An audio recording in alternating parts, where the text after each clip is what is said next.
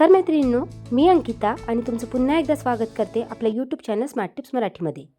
व आजच्या व्हिडिओमध्ये मी तुमच्यासोबत कमी खर्चात सुटसुटीत फ्रीज कसा ऑर्गनाइज करायचा त्याबद्दल काही टिप्स अँड ट्रिक्स शेअर करणार आहे। चला तर मग कुठलीही वेळ न घालवता व्हिडिओला सुरुवात करूया।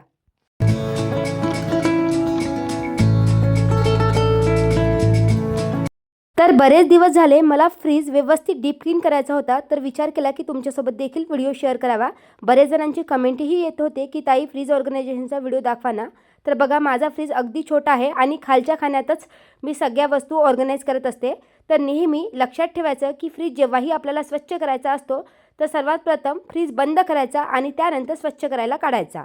बरेचदा आपण चूक करतो की फ्रीज ऑनच असतो आणि त्यानंतर फ्रीज स्वच्छ करत असतो, तर ही चुकी आपल्याला नेहमी टाळायची आहे।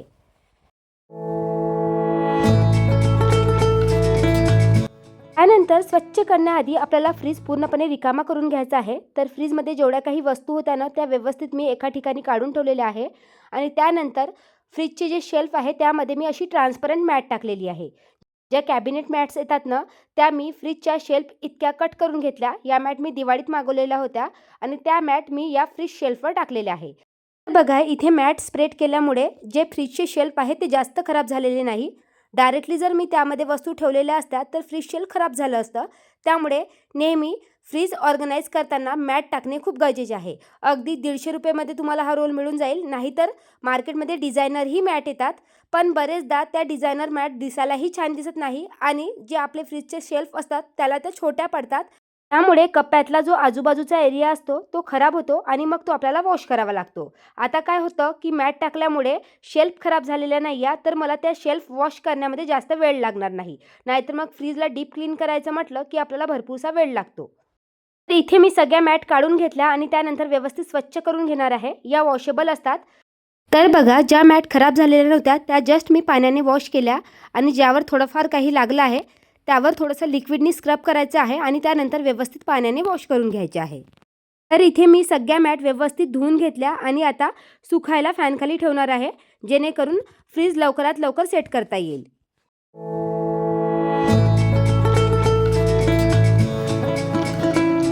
त्यानंतर फ्रीजमधले शेल्फ देखील मी व्यवस्थित काढून घेणार आहे आणि स्वच्छ करून घेणार आहे।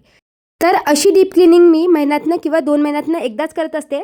नॉर्मली तर आपण फ्रीज क्लीन करतच असतो। बरेचदा शेल्फ वगैरे खराब झाला तर एखादी शेल्फ काढून मी व्यवस्थित पुसून तो लावत असते, पण अशी डीप क्लिनिंग मी फक्त महिन्यातनं किंवा 2 महिन्यातनं एकदाच करत असते, कारण रेग्युलर ह्या गोष्टी करणं तर पॉसिबलच नाही व हे आपल्या फ्रीजवरही डिपेंड असतं की तो किती खराब झालेला आहे। माझा फ्रीज जास्त खराब होत नाही, त्यामुळे जास्त डीप क्लिनिंगची गरज पडत नाही। त्यामुळे माझा जो ड्युरेशन आहे तो 1 महिन्यातनं किंवा 2 महिन्यातनं आहे। पण जर का तुमचा फ्रीज खूप जास्त खराब होत असेल तर मी सजेस्ट करेल की तुम्ही 15 दिवसातनं एकदा तरी फ्रीजची डीप क्लिनिंग करा, जेणेकरून तो नेहमी ऑर्गनाइज राहील, प्रत्येक वस्तू वेळेवरही मिळेल आणि कुठलंही अन्न खराब देखील होणार नाही।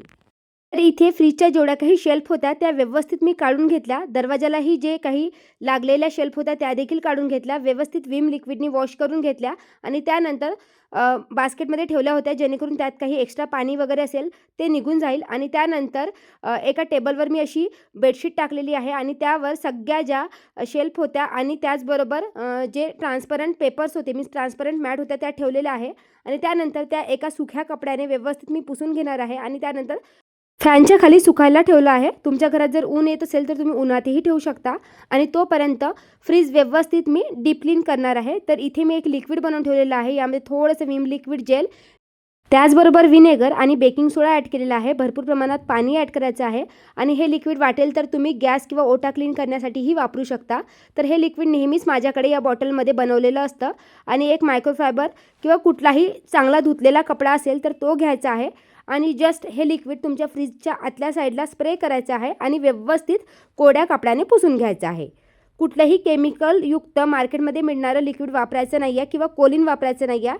अशा प्रकारचे लिक्विड तुम्ही फ्रीजच्या बाहेरच्या साईडला नक्कीच वापरू शकता, पण आतल्या साईडला असं होममेड बेस लिक्विडच वापरा। त्यानंतर बाहेरचा एरिया देखील मी व्यवस्थित क्लीन करून घेतला। तर या सेम लिक्विडने मी बाहेरचा एरिया क्लीन करून घेतलेला आहे, कारण खूप जास्त खराब झालेला असेल तर तुम्ही कोलिन वापरू शकता, पण माझा फ्रीज जास्त खराब झालेला नसतो, कारण बाहेरून वगैरे मी अदामदा स्वच्छ करतच असते। त्यामुळे दरवाजाचा एरिया त्याचबरोबर फ्रीजच्या वरचा एरिया सगळं आपल्याला व्यवस्थित स्वच्छ करून घ्यायचा आहे।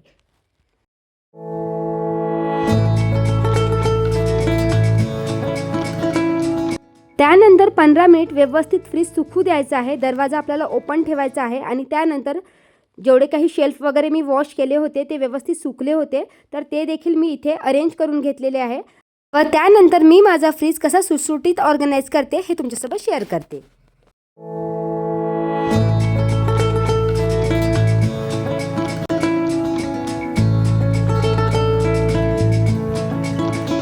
तर इथे बघा, एक गोष्ट सांगायची मी विसरले. ज्या या मॅट आहे त्या तुम्ही दरवाजाच्या शेल्फमध्ये देखील कट करून टाकू शकता. जर मार्केटमध्ये विकत मिळणाऱ्या मॅट विकत घेतल्या तर त्या तुम्हाला कट करून टाकता येणार नाही. त्यानंतर फ्रीजसाठी मी तुमच्यासोबत काही ऑर्गनायझर शेअर करणार आहे. बघा, हे काही ऑर्गनायझर आहे आणि ते गेल्या मी 5-6 वर्षापासून यूज करत आहे. तर हा ऑर्गनायझर मी कदाचित ॲमेझॉनवरून मागवला होता आणि तेव्हा तो खूप महागडा होता, पण आता सगळेच ऑर्गनायझर खूप स्वस्तात मिळतात. क्वालिटी खूप मस्त आहे आणि स्पेशली हा ऑर्गनायझर मी डाळी स्टोअर करण्यासाठी मागवला. यात तुम्ही कुठलीही वस्तू स्टोअर करू शकता. बरेचदा रवा वगैरे फ्रीजमध्ये बरेच जण स्टोअर करतात, तर ते देखील स्टोअर करू शकता. नाहीतर तुम्ही याचा उपयोग भाज्या स्टोअर करण्यासाठी वापरू शकता. नाहीतर बरेचदा आपल्याकडे भरपूर प्रमाणात पालेभाज्या येतात, तर त्या देखील स्टोअर करण्यासाठी तुम्ही वापरू शकता. पण माझ्याकडे काही लोकल डाळी असतात ज्या मी माहेरून आणल्या असतात आणि त्या लोकल असल्यामुळे माहिती नाही त्यामध्ये किडे लागतात. त्यामुळे या 2 डाळी मीन्स तुरीचं उसळ आणि त्याचबरोबर हे वटाणे मी फ्रीजमध्ये स्टोअर करते. आणि त्यानंतर बाकी सगळ्या डाळी मी इथूनच देहरादूनवरून विकत घेत असते आणि ते लिमिटेड प्रमाणामध्ये घेते. मीन्स महिन्याचा किराणा असतो अर्धा किलो डाळ, त्यामुळे त्या बाहेर खराब होत नाही, महिन्याला संपून जातात. त्यामुळे त्या फ्रीजमध्ये स्टोअर करण्याची मला गरज पडत नाही. त्यानंतर हे सेकंड ऑर्गनायझर तुम्ही बरेचशा यूट्यूब व्हिडिओजमध्ये बघितले असेल. तर हे ऑर्गनायझर मी रिसेंटली मागवलेले आहे. संक्रांतीच्या वाणासाठी मागवले होते. बरेच दिवसापासून मला हे ऑर्गनायझर मागवायचे होते, पण जमतच नव्हतं. मी नॉर्मल जे साधे तुमच्यासोबत मिठाईचे डब्बे शेअर केले होते, बरेचशा व्हिडिओजमध्ये तुम्ही बघितलं असेल, तेच वापरत होते. तर हे ऑर्गनायझर मागवले आहे आणि अगदी 250 रुपयेमध्ये क्वालिटी खूप चांगली आली आहे. आणि त्यानंतर हे मल्टी स्टोरेज ऑर्गनायझर बघू शकता. छोट्या-छोट्या वस्तू ऑर्गनाईज करण्यासाठी बरेचदा आपल्या फ्रीजमध्ये जागा होत नाही, कारण आपण वेगवेगळे डब्बे वापरतो. मग अशा वेळेस तुम्ही या छोट्या-छोट्या वस्तू स्टोअर करण्यासाठी हे मल्टी स्टोरेज ऑर्गनायझर वापरू शकता. यामध्ये मी लिंबू, कढीपत्ता, हिरवी मिरची आणि त्याचबरोबर सोललेलं लसण स्टोअर केलेलं आहे. तर असं मल्टी स्टोरेज ऑर्गनायझर असेल तर आपल्याला भाजीसाठी लागणारं सामान काढताना वारंवार फ्रीजचा दरवाजा ओपन करावा लागणार नाही. यामध्ये तुम्हाला थोड्या मोठ्या साईजचा ऑर्गनायझर देखील मिळून जाईल. तुम्ही वाटेल तर तोही घेऊ शकता. आणि त्यानंतर बास्केटसाठी हे प्लॅस्टिकचे ऑर्गनायझर मी मागवले होते. तर बघा, अशा जर भाज्या सुटसुटीत तुम्ही जर स्टोअर केल्या तर त्या खराबही होत नाही. आणि हे जे रिसेंटली मागवलेले ऑर्गनायझर आहे त्यामध्ये जाडी दिलेली असल्यामुळे पाणी देखील भाज्यांना सुटत नाही. हे ऑर्गनायझर मला खूप युजफुल वाटले आणि अगदी रिजनेबल प्राईजमध्येही मिळतात आणि क्वालिटी देखील छान आहे. त्याचबरोबर तुम्ही मटरवाला ऑर्गनायझर बघू शकता. ते प्लास्टिकचं ऑर्गनायझर आहे, मीन्स मिठाईचा डब्बा आहे. तसेच ऑर्गनायझर मी वापरत होते. नेहमी ऑर्गनायझर विकत घेताना असे स्टॅकेबल ऑर्गनायझर विकत घ्यायचे. मीन्स बघा, व्हर्टिकल स्पेस देखील आपण यूज करू शकतो. नाहीतर बरेचदा ऑर्गनायझर एकावर एक ठेवता येत नाही, त्यामुळे व्हर्टिकल्स मीन्स वरची जी स्पेस असते ती वाया जाते. त्यामुळे फ्रीजमध्ये आपल्याला जागा देखील पुरत नाही. या ऑर्गनायझरमुळे फ्रीजची वरची स्पेस देखील यूज होते आणि आपला फ्रीज देखील ठेवल्यानंतर सुटसुटीत दिसतो. आणि बघा, ट्रान्सपरंट असल्यामुळे कुठली भाजी कोणत्या बॉक्समध्ये स्टोअर आहे हे देखील दिसून येते. आणि अशा प्रकारचे जर तुम्ही घरचे ऑर्गनायझर वापरत असाल, अशा प्रकारचे प्लास्टिकचे डब्बे वापरत असाल, तर त्यावर तुम्ही परमनंट मार्करने लिहून ठेवू शकता की त्यात कुठली वस्तू स्टोअर केलेली आहे. तर बघा, हे सगळे ऑर्गनायझर ट्रान्सपरंट आहे. फक्त मटरवाला जो बॉक्स आहे तो ट्रान्सपरंट असल्यामुळे त्यावर मी परमनंट मार्करने लिहिलेले आहे. यामुळे इझिली दिसतं की कुठल्या भाज्या कुठे स्टोअर केलेल्या आहे. आणि त्यानंतर आपल्या प्रत्येकाच्या फ्रीजमध्ये अशी एक बास्केट दिलेली असते. तर या बास्केटच्या खालच्या साईडला मी नेहमी न्यूजपेपर नाही तर मग अशी बॅग टाकत असते आणि त्यासाठी हे ऑर्गनायझर देखील मी काही वर्षापूर्वीच मागवले होते. तर या ऑर्गनायझरमध्ये वस्तू स्टोअर केलेल्यामुळे ते एकमेकात मिक्स होत नाही. आजकाल तर कॉटनच्या पिशव्याही मिळतात, त्या देखील बेस्ट ऑप्शन आहे. पण त्यामध्ये एक प्रॉब्लेम मला जाणवला की कुठली वस्तू कुठे स्टोअर केलेली आहे हे आपल्याला दिसत नाही. पण हे प्लॅस्टिकच्या ऑर्गनायझरमध्ये स्टोअर केल्यामुळे अगदी बास्केट बाहेर ओपन केली की कुठली वस्तू कोणत्या बास्केटमध्ये मीन्स कोणत्या ऑर्गनायझरमध्ये स्टोअर केलेली आहे हे दिसून येते.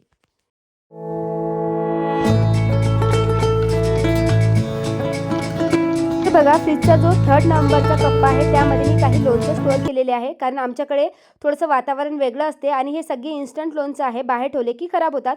त्यामुळे सगळे लोणचं आमच्या फ्रीजमध्ये स्टोअर केलेले असतात. त्यानंतर 4थ्या शेल्फमध्ये मी ते प्लॅस्टिकचे ऑर्गनायझर ठेवलेले आहे.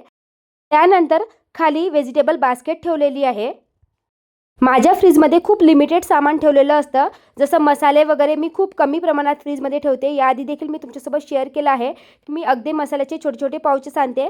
हे सॉसेस मी खालच्या साईडला यावेळेस ठेवणार आहे, कारण वरच्या शेल्फमध्ये मी काही लोणचं ठेवलेले आहे. पहिले जे मी आत्ता रिसेंटली मागवलेले प्लॅस्टिकचे ऑर्गनायझर नव्हते, त्यामुळे लोणचं मधल्या शेल्फमध्ये ठेवायचे.